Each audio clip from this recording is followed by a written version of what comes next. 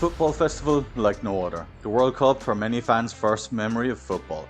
For many, the 2022 World Cup will be just that.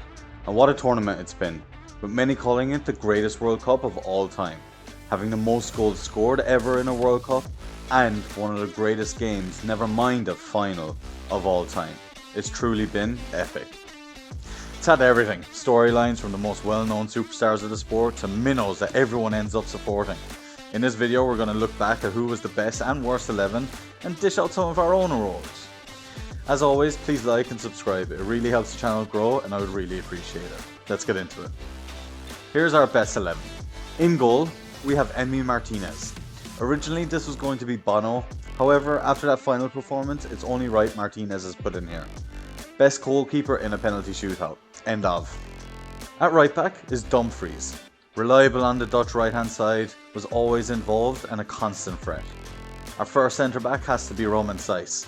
Check out our latest video for more information on Saiss, but he was a rock and needs to be in this best 11. Our other centre back is Gvardiol. Yes, he did get spun by Messi in the semi-final, but who hasn't? It shouldn't take away from the fantastic tournament that he's had. In at left back and a slightly left field choice is Jordi Alba. Spain got knocked out early, but the elder statesman at left back was constantly involved in the tournament, racking in a couple of assists. Our first central midfielder is Bruno Fernandes. He had a great tournament, always at the heart of Portugal's devastating attack. Our other central midfielder is Jude Bellingham. Such a big tournament for the young man and was the beating heart of this English team. I'm sure he'll be disappointed to be knocked out so early. Our attacking midfielder is Antoine Griezmann. He's had an incredible tournament, not just in a creative sense, but also he's been immense defensively for France. At right wing, no other words can describe this man, is Lionel Messi. At the age of 35, he's been brilliant and turned up when his country has needed him most. And is finally a World Cup winner. His partner in crime, Alvarez, didn't start this tournament, but is certainly ending it, spearheading the Argentine attack with Messi and finishing chances galore. And at left wing can be no other than Kylian Mbappe. French superstar, devastating pace and ruthless finishing, becoming the second player to ever score a hat-trick in a World Cup final. Finishes up the best 11. Now let's get into the worst 11. In a goal is Manuel Neuer, and he had a stinker. Germany got knocked out in the group stage and he definitely contributed to that. Probably his last World Cup and not the one that he's going to remember with fond memories. At right back we have Matty Cash. Poland weren't great in the tournament, but Cash really struggled. Our first centre back is Zimmerman. USA would have hoped for a better showing, especially from their star centre back, but it just didn't happen. And next is our controversial choice, which is Virgil van Dijk. Given the status of Van Dijk, he didn't really live up to his or Dutch expectations. At left back is Rodriguez. He's an established left back for both club and country, but failed to make a mark on a single game. Our first central midfielder is Christian Eriksen. Denmark were a lot of people's dark horses, but they failed to win a single game all tournament.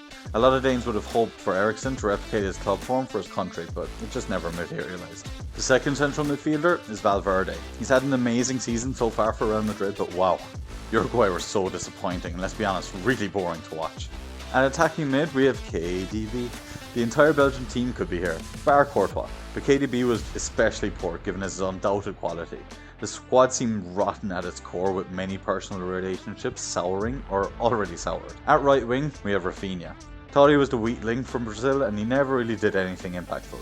In the striker we have Cristiano Ronaldo, although Lukaku deserves a special mention here as well. It's easy to pile in on the guy, but let's be honest, he's been poor the last 6 months and that didn't change for Portugal. He was eventually replaced by Ramos after rumours of a rift with the manager. And finally we have Raheem Sterling. Some would say he was lucky to start for England, but after Foden got his chance, Sterling didn't get another look in, although personal matters did impact that as well. Who was the best teenager? There wasn't many teenagers at the World Cup, but there are two candidates in my opinion, Bellingham and Musiala. My vote goes to Bellingham. Scoring on his World Cup debut and constantly a menace for teams to deal with, he literally covered every blade of grass on the pitch he played on, and showed he has the engine, intensity and class to make a difference on the biggest of stages. Which player has increased his transfer value the most? There's so many candidates for this, but I have to give it to Gonzalo Ramos. A hat-trick in a World Cup is a special thing and definitely got the attention from Europe's top clubs.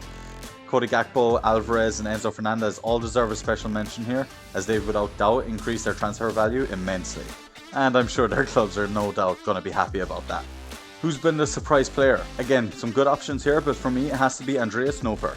His story is incredible, going from an unused second choice goalkeeper in the Dutch second tier league considering a position in the Dutch police force, to then Netherlands #1 at a World Cup. At 6'8", the man is a giant and put in some good performances. Who was the surprise package team? You're never going to guess who I'm picking here. No, not Costa Rica, or South Korea, or even Japan. There's only one right answer, and it's the first African side to reach a World Cup semi-final. Morocco. A brilliant defence, beating some top quality opposition, and playing with style. They became everybody's second team and provided one of the greatest underdog stories that we will see for a long time.